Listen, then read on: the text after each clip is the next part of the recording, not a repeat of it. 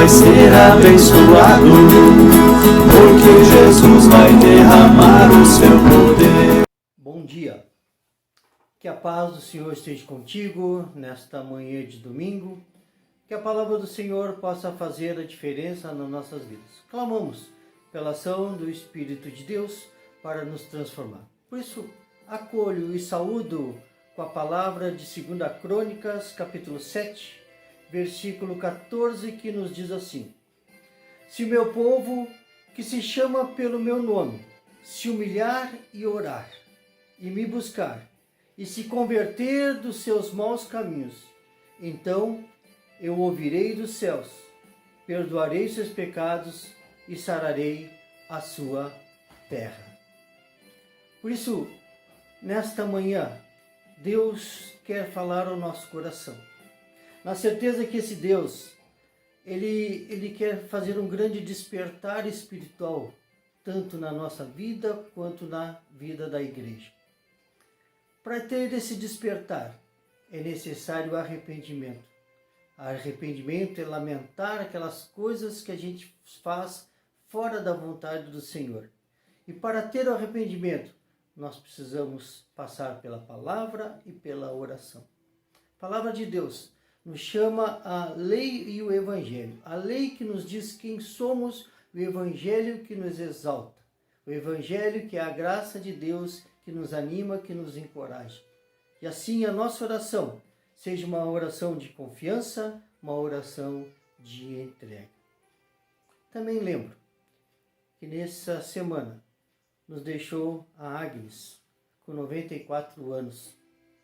Faleceu sexta-feira, e que Deus possa estar consolando a família e consolando a todos nós. Por isso queremos nos colocar em oração. Bondoso e eterno Deus, te louvamos, Senhor, e te agradecemos por mais uma manhã, por uma semana abençoada que tu nos deste, Senhor. Esteja, Senhor, cuidando da nossa casa, cuidando do nosso lar. Esteja, Senhor, cuidando da tua palavra. Esteja, Senhor, cuidando da família enlutada. E tem sido, Senhor, algumas famílias que têm nos deixado. Por isso, Deus esteja guardando e abençoando. Que teu Santo Espírito, Senhor, nos fale ao coração, em nome de Jesus. Amém, Senhor. Tente entender o que se passa no meu coração. Sou pastor ordenado há 16 anos, 2004 a 2020. No dia 4 de julho eu completei 16 anos que eu sou ordenado pela igreja. Entrei para a Faculdade de Teologia em 1997 e me formei em 2002. Mas o que eu queria compartilhar é que 3 situações que eu enfrentei no meu ministério que impactaram a minha vida pessoal. Primeiro, foi o sepultamento que eu realizei quando eu era estudante de um nenê recém-nascido, nasceu morto. Foi muito difícil. Depois, já no ministério, em Gravataí, acompanhei um rapaz, o Juliano, que fazia discipulado, que eu acompanhava com ele, com a família. E num certo momento ele tomou alguns remédios a mais e acabou falecendo. E 2 semanas atrás nos deixa a Leidir, uma líder, uma presbítera, orientadora do culto infantil, companheira, parceira de idas e vindas de cultos e estudos. São 3 situações que realmente marcaram o meu ministério e a minha vida. A relação entre essas circunstâncias, essas situações, é morte e salvação. Mas o que me assusta não é a morte, mas sim o quanto nós, eu e você, que estamos vivos, nós não nos conhecemos. O quanto somos privativos do que se passa no nosso coração, na nossa mente, o que cada um está sentindo e passando. Como foi grande a minha tristeza diante dessas circunstâncias, de ver a minha pequenez e ver a minha impotência diante de tudo isso. Mas o que me fortalece foi reconhecer a grandeza de Deus. Por isso, em vez de me tornar fraco, Deus me fez forte. O que entristece é que só conseguimos colher os resultados, ou seja, o que sobra. Só tentamos, ou melhor, só tomamos conhecimento quando não podemos mais ajudar. E assim, tentamos realizar uma manutenção daquilo que não tem mais conserto. Me perdoe, mas é quase uma gambiarra para ver se não rebenta, se não estoura. O que vemos é a grande diferença entre o que nós vemos e o que Deus vê. Nós estamos há 4 meses desse isolamento social e não sabemos quanto tempo ainda será. Como estaremos quando tudo isso chegar ao fim? Meu irmão e minha irmã, a minha esperança está no Senhor. E é isso que me faz gravar esse vídeo, é isso que me faz gravar essa mensagem. É a esperança de te animar, a esperança de te confortar, de consolar. A minha esperança está na palavra de Deus. E hoje eu compartilho uma palavra com vocês de Mateus capítulo 9. Capítulo 9, mas o grande desafio, o chamado de Mateus, a vocação de Mateus, o desafio de Deus para nós nessa manhã é jamais esquecer a nossa missão, que é amar a Deus, amar ao próximo e servir ao mundo que ainda é de Deus com amor. A palavra de Deus de Mateus capítulo 9, versículo 9, nos diz assim: partindo Jesus dali, viu um homem chamado Mateus sentado na coletoria e disse-lhe: segue-me. E ele se levantou e o seguiu. Jesus viu, porque ele é um Deus que vê, disse para Mateus: segue-me, um Deus que quer ser seguido. E aí, a reação de Mateus, ele levantou e seguiu. Mateus, cujo nome judaico é Levi, está lá em Marcos 2 e Lucas 5, era um publicano, ou seja, era um cobrador de impostos, era um judeu que cobrava imposto para o governo romano. Ou seja, ele era desprezado e odiado pelos judeus. E o mais odiado é que ele obtinha lucro. Ele cobrava a mais do que o governo pedia. Socialmente, ele era um emprego rendoso, ele tinha um prestígio, ele era rico. Aparentemente, Mateus tinha uma vida boa. Pois é, esse Mateus, Jesus chamou para segui-lo. E o que nos parece pela palavra, ele não teve uma outra reação, simplesmente levantou e seguiu. E a partir do versículo 10, ele nos conta mais algumas coisas, versículo 10 e versículo 11. E sucedeu que, estando ele em casa, à mesa, muitos publicanos e pecadores vieram e tomaram lugar com Jesus e seus discípulos. Ora, vendo isto, os fariseus perguntavam aos discípulos: por que come o vosso mestre com os publicanos e pecadores?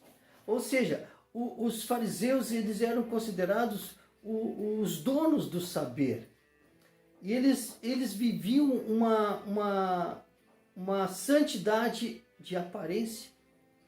Era um grupo religioso respeitado e poderoso, eram rigorosos com a lei e consideravam que os publicanos eram uma classe especial de pecadores.